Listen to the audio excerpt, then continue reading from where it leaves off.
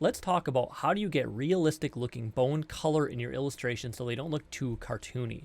And when you look at these different models here, you can see that there's a lot of different colors that bone can come in.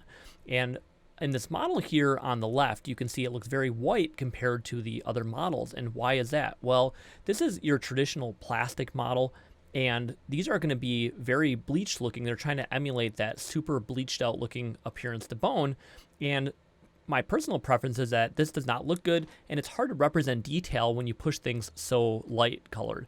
And then you look at natural bones like we have here, and you can see that there's a lot of different properties that they have. And so these bone samples here on the right, you can see that there's a lot of taphonomic staining from a little bit of lipids remaining on the surface of the bone.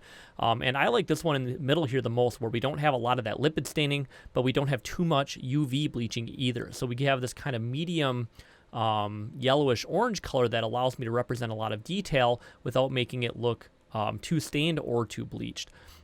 So any of these I think will look realistic, but the one in the middle here I think really gives us the most accurate representation of what bone should look like. So here's a different clip showing that same bone model that I have a preference for compared to some bones that I found in a really remote section of beach. And I think these are seal bones. And these have been exposed to the sun for probably years. And you can see they're really, really bleached. Look at that deltoid tuberosity. It's just massive. And so again, when you get to this extreme white color, you're not going to get or be able to represent a lot of detail. So let me switch over here and let me show you what color I picked for this model, which I hand drew. And so in Photoshop, if we come over here to our color picker and we take our eyedropper and let me click on this cross section of bone here, and you can see that along the color spectrum, I picked kind of a mid-orange color, maybe a little bit on the yellow side of orange.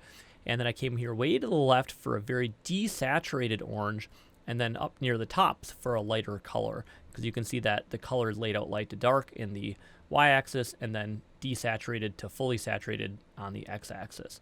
And so this kind of desaturated orange color, anywhere up to kind of a desaturated, burnt orange to reddish color, all of those will look natural.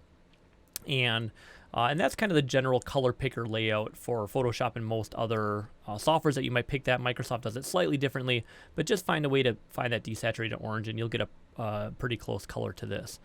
And now let's come over here to a 3D model that I made of C2 and see how we can get this to be the most realistic looking.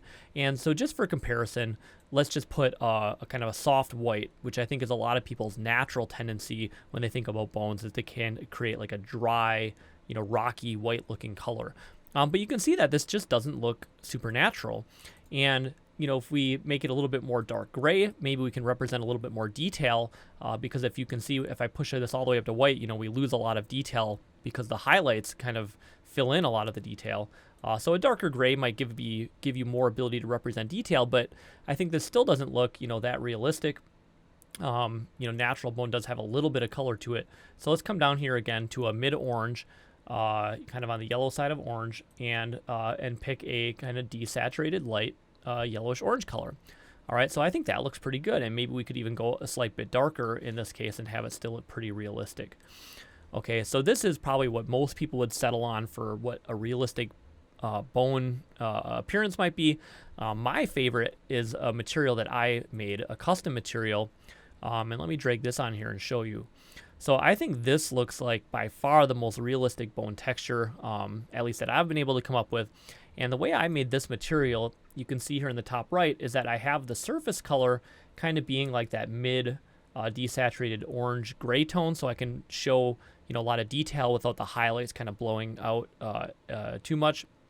And then I put this subsurface layer of more saturated orange to kind of shine through to give it more of that kind of really living feel.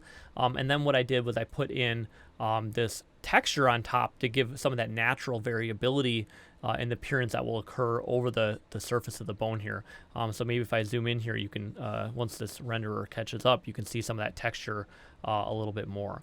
And so I think that's the best you can do, is to get a little bit of kind of shine to it with some subsurface scatter coming through, and then having a really slight, natural variance across. And you can even see there's almost like some kind of Venus texture going on there. So hopefully that's helpful. If you like this video, hit the like button, hit the subscribe button so you don't miss my future videos, and I look forward to seeing you on my channel again soon.